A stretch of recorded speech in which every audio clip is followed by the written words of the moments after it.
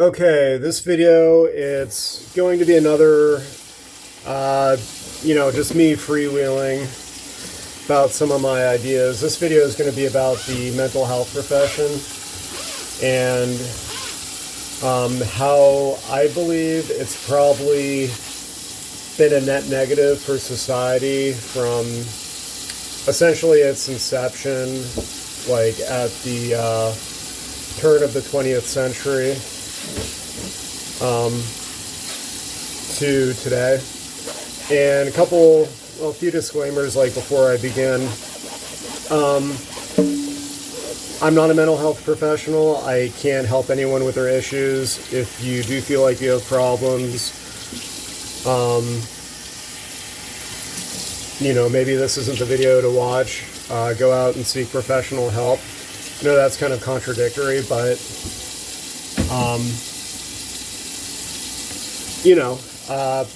I kind of have to say it. I mean, not that this video is going to be seen by very many people, but, I still have to say it.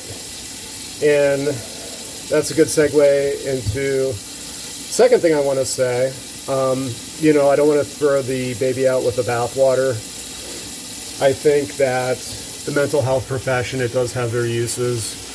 Everyone's differently, but let's face it, the majority of people that go and see therapists, psychiatrists, counselors, most of it's BS, and it's probably in the long term not helping them, not helping society. But, I think it is good. And before I get into the meat of this, I'd like to say why I think it is good. A lot of them are goofy. Like, a lot of people in the mental health profession are goofy. They get into it because, essentially, it's a soft science. It's easy. So a lot of them go to college for it because it's easy. A lot of them have unresolved issues, so they think they can beat around the bush and do that by studying the human mind.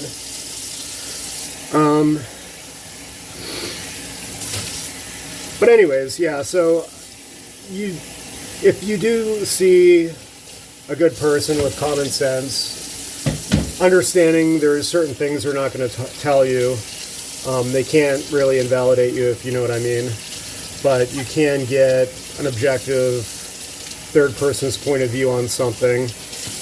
And even though it's weird that you're paying for it, it can be beneficial to talk to someone, let out some emotions, just opening up and sharing with someone, knowing that just by virtue of their occupation, they can't really judge you for it. Maybe in their hearts, but on the outside, when they're interfacing with you, they can't. So yeah, that's a benefit. And also, if you are experiencing deep problems, if you're right on the edge, they can, they might be able to help you. They can connect you with adequate social services, or if you need hospitalization. So, I mean, those things I think are good. And they might give you some things you never thought about, maybe there actually is some sort of nutritional deficiency you have, that could be causing mental problems, or some sort of medication you're on that's causing mental problems. So again, I don't want to throw the baby out with the bathwater, but like this video says, even with all that said, I believe the mental health profession has been a net drain on society. And there's many reasons for this. I'll start with one of the most obvious. It's intellectual hubris, hijacking common sense, and just the intuitive, and it hijacks the intuitive aspects of human nature. Someone that's really not that intellectual, probably not the sharpest tool in the shed, Like they're explaining to you how the human brain works, even though you've been born with a human brain your entire life. And with that aside, it's like a soft science. So most of their ideas is just something people have made up. It's just something someone came up with. Look at Freudian psychology. Like I said before, a lot of people will go in it because they have their own issues. You can't tell me that guy didn't have his issues. And maybe he was intelligent, but his intelligence wasn't used properly. He just made up ideas. You know what I mean?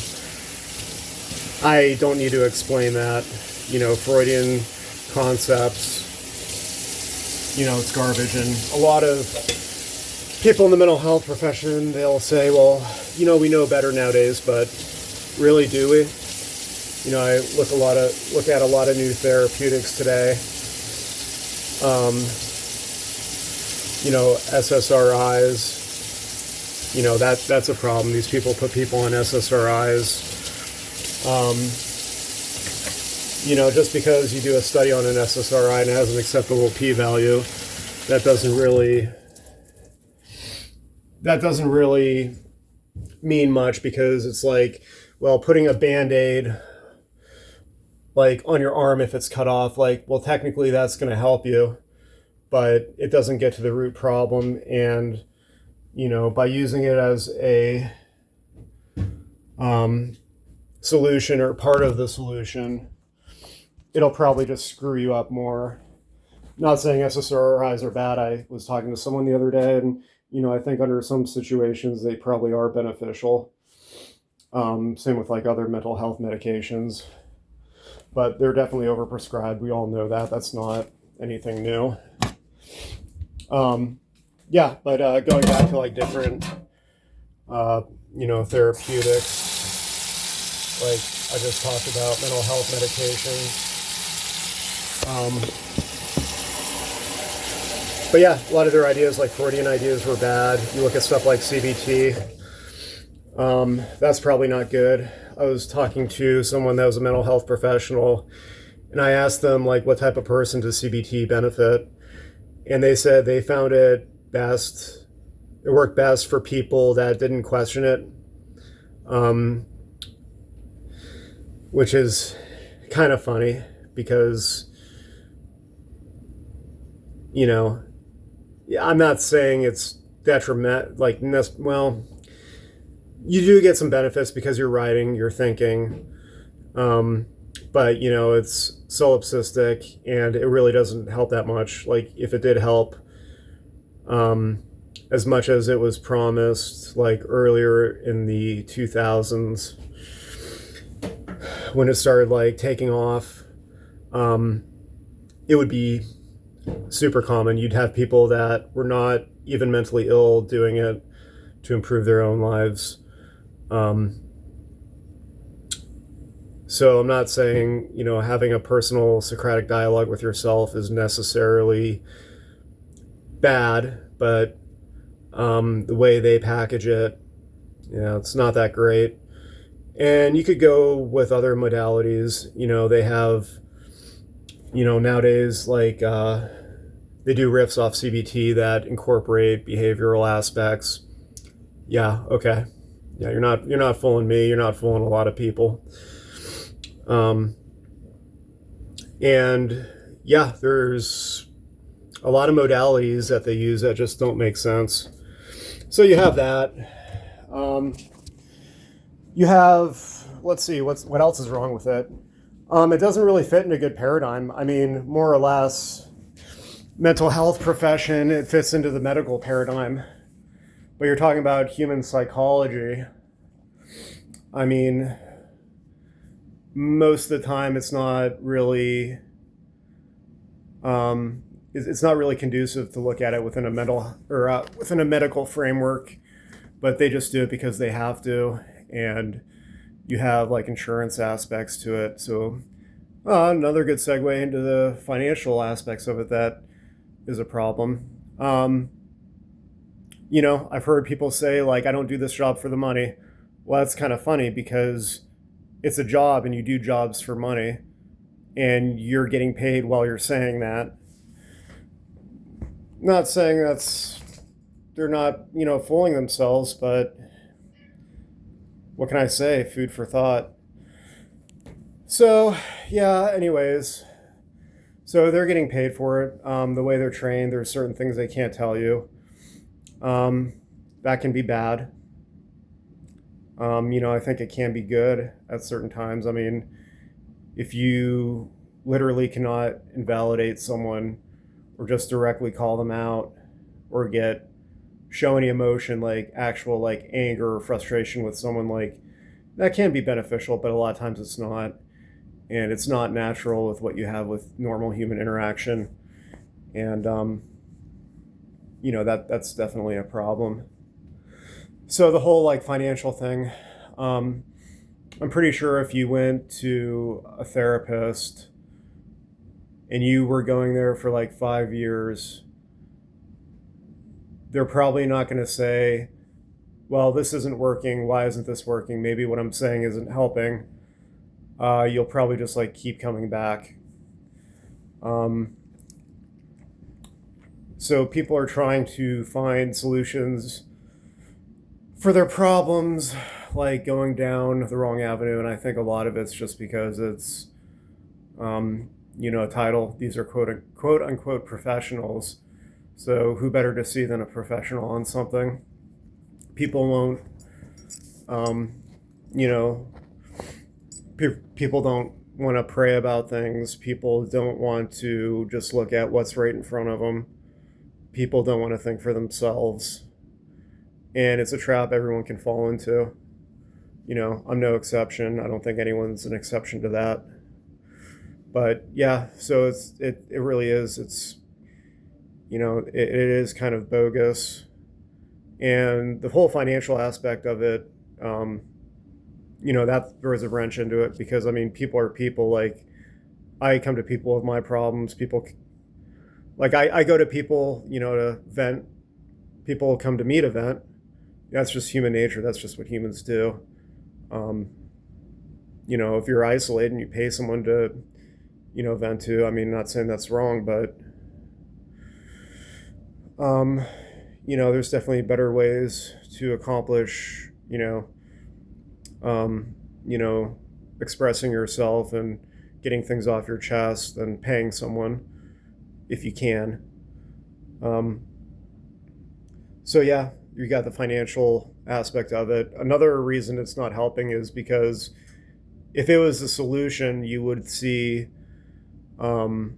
rates of mental illness going down in society, and that's not the case. They're actually going up, and this is despite that we're essentially living in a post-scarcity culture. Virtually everyone, unless they're like, destitute, homeless, they have like an addiction problem, or they have like a severe mental illness like psychosis, or they're just off the rocker. You're going to get food, you're going to have shelter, you're going to have clean drinking water. So despite all that, despite all of our needs being met, we have unlimited entertainment for cheap. Information, education, the internet. It's the Library of Alexandria times 10,000. And everyone most of the people on the face of the planet have that at their fingertips. So despite all this, in Western society, mental illness is going up. So, and, people are seeking out more help. People are seeking out more help than they have in the past. So you think, just logically, you would think, well, one of two things is happening. A, like, oh, this is a real problem. So, if that help wasn't available, think how much worse things would be. Or B, it doesn't work, and, might actually be making things worse. or at the very least, it might just be keeping people stuck. And you know, this video might be controversial. Like, let's say it got like 50 million views. It might be controversial, but you know, it shouldn't be. You know, this is just my opinion. But, you know, I think I wouldn't be surprised if one day, like, society will have a reckoning with, you know, how we treated human unhappiness. And we're going to look at it through a lens of truth and objectivity and, uh, you know, not how we are now. That would be a wonderful day. Um, you know, when we get over that hump, if we do, to actually think about why things happen the way they are. Um, so yeah. So yeah, I'm trying to think of like anything else, like why, you know, the mental health profession, in my opinion, it's probably a net negative for society and to individuals. Um, yeah, like I said, a lot of people in the mental health profession, they're not the most sane people themselves. Um, you know, proof is in the pudding. Look at their personal lives. Um, that's not everyone. Like, I don't want to throw a wide net, but if you took it as a generality, I would imagine they're probably less mentally healthy. I don't like that phrase, but they're probably less mentally healthy than the uh, typical person in whatever culture that they're in. Um, and yeah. So, yeah, I hope you like this video. It's a little long. I'm at 17 minutes right now. But, yeah, that's my opinion. That's all it is. I just kind of want to make this video because I was bored in the middle of cleaning dishes and I thought I'd make a video. And, yeah, I'm just going to put it on YouTube. And it's mainly for myself. Maybe in the future I'll look back on this and, uh, you know, I think it'll be interesting, you know, when I'm in my 30s, like what my thoughts are on different topics, such as this one. So, yeah, if you got to the end of this video, thanks for listening. If you have an opinion, you can leave a comment or, um, yeah, just share your opinion with someone else or think about it in your own mind. Do whatever. All right. Hey, take care. Have a good day. Bye.